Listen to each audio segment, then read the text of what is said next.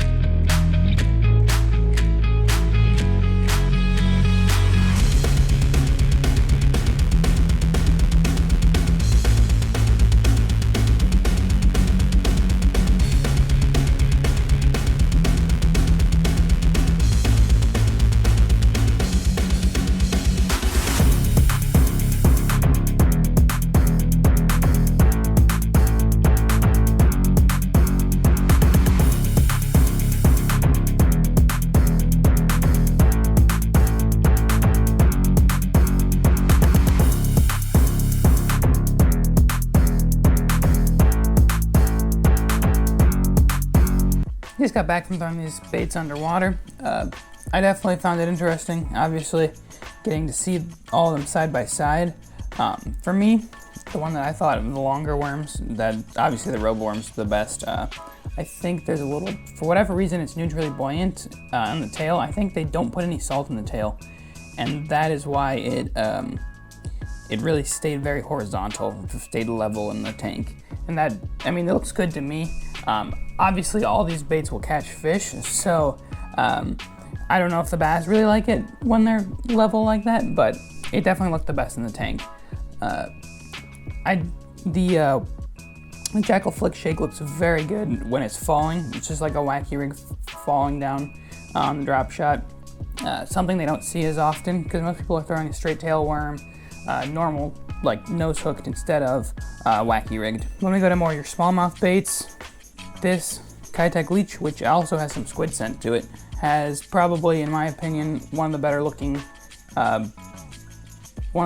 actions. Mostly, I would think, also because it has less salt content, so it's gonna stay more level.